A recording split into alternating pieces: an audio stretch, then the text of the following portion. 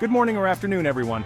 Today we will be discussing the management of pulseless electrical activity, or PEA, according to the 2020 American Heart Association Advanced Cardiovascular Life Support Guidelines. This script is intended for healthcare professionals who are preparing for ACLS certification or recertification. By the end of this session, you should be able to recognize PEA, understand its underlying causes, and manage it effectively using the AHA guidelines. Also, please like the video and subscribe to the channel.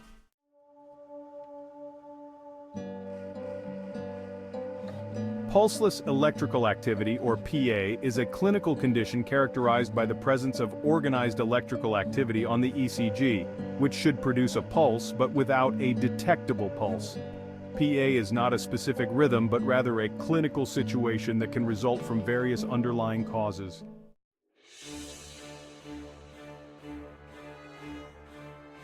To recognize PEA, it is crucial to perform a prompt and accurate assessment. The steps include 1. Assess responsiveness. Check if the patient is responsive. If unresponsive, proceed to the next steps. 2. Check for breathing and pulse. Simultaneously check for breathing and a carotid pulse for no more than 10 seconds. If the patient is not breathing normally and has no detectable pulse, initiate CPR immediately. 3. ECG analysis. Apply the defibrillator pads and analyze the rhythm. If an organized rhythm is present but there is no pulse, this indicates PEA.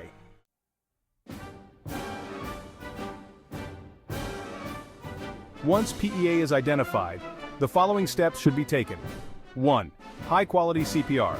Initiate high-quality cardiopulmonary resuscitation immediately. Ensure compressions are hard and fast at a rate of 100 to 120 per minute and a depth of at least 2 inches or 5 centimeters.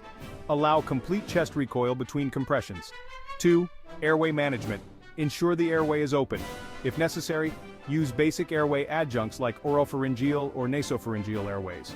Advanced airway management such as endotracheal intubation or supraglottic airway may be considered, but do not interrupt compressions to insert an advanced airway. 3. Ventilation. Provide ventilations at a rate of 1 breath every 6 seconds or 10 breaths per minute if an advanced airway is in place. If not, use a bag mask device to deliver 2 breaths after every 30 compressions.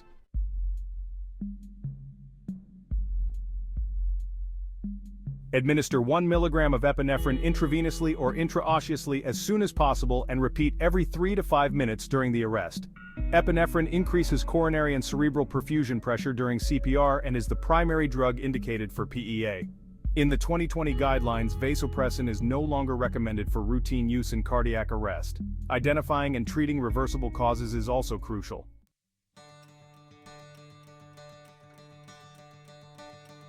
The key to successful management of PEA is identifying and treating its reversible causes, often referred to as the H's and T's.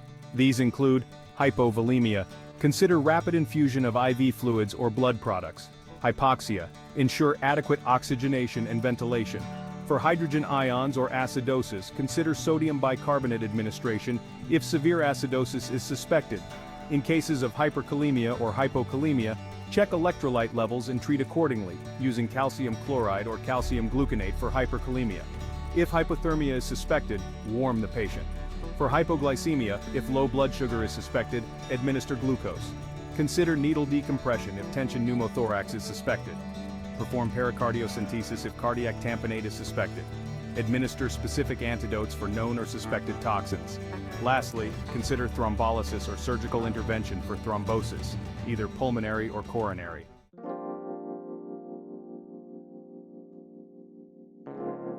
Throughout the resuscitation effort, continuously monitor the patient's rhythm, oxygen saturation, end-tidal CO2, if available, and hemodynamic status. Effective communication and clear roles are essential.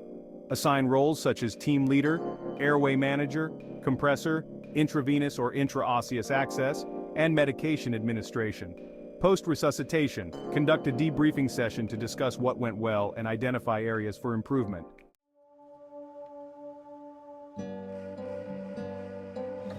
If return of spontaneous circulation or ROSC is achieved, there are several critical steps to follow. First, optimize ventilation and oxygenation. It's important to ensure adequate oxygenation and avoid hyperventilation. Maintain oxygen saturation between 92 and 98% and PACO 2 between 35 and 45 mmHg. Next, hemodynamic support is crucial. Administer fluids and vasopressors or inotropes as needed to maintain systolic blood pressure above 90 mmHg and mean arterial pressure above 65 mmHg. Additionally, it's vital to identify and treat the underlying cause. Continue to investigate and treat the reversible causes that led to the PEA arrest.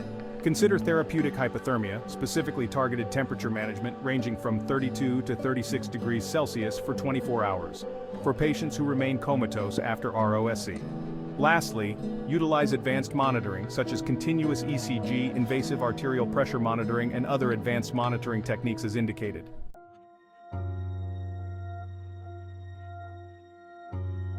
The management of pulseless electrical activity requires a systematic approach that includes high-quality CPR, prompt administration of epinephrine, and identifying and treating reversible causes.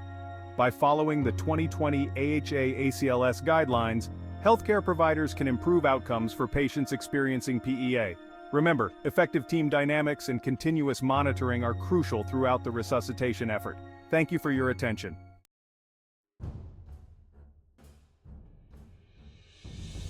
Let's delve into some practical scenarios to better understand the application of PEA management guidelines. Scenario 1. Hypovolemia. A 45-year-old male found unresponsive after a motor vehicle accident. No pulse, organized electrical activity on the monitor. Actions include initiating CPR, administering 1 mg of epinephrine intravenous, establishing intravenous access, and rapidly infusing crystalloids. Scenario 2. Hypoxia. A 60-year-old female found unresponsive at home with a history of COPD. No pulse, organized electrical activity on the monitor. Actions include initiating CPR, administering 1 mg of epinephrine intravenous, providing high-flow oxygen, and considering advanced airway management. Scenario 3. Tension pneumothorax. A 35-year-old male, unresponsive after a fall with chest trauma. No pulse, organized electrical activity on the monitor, absent breath sounds on one side. Actions include initiating CPR, administering 1 mg of epinephrine intravenously, and performing needle decompression. Scenario 4. Cardiac tamponade. A 50-year-old female, unresponsive with a history of recent cardiac surgery. No pulse, organized electrical activity on the monitor, muffled heart sounds. Actions include initiating CPR, administering 1 mg of epinephrine intravenously, and preparing for pericardiocentesis. These scenarios are designed to help you practice and apply the PEA management guidelines in real-life situations. Let's get started with the hands-on practice.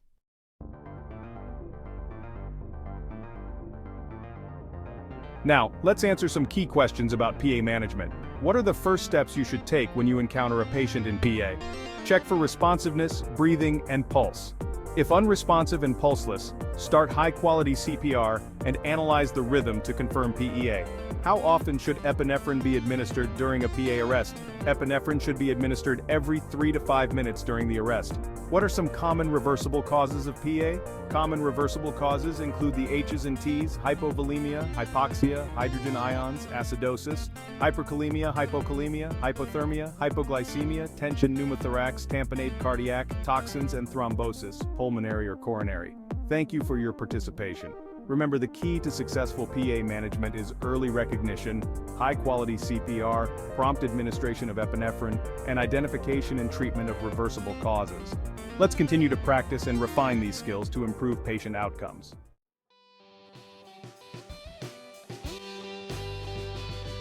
As we wrap up today's session, I'd like to encourage you all to stay engaged in your learning journey.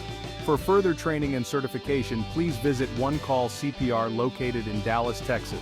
Students can log into www.onecallacpr.com and contact us for their next BLS, ACLS, or PALS course. Let's stay proactive in our efforts to save lives and enhance our skills.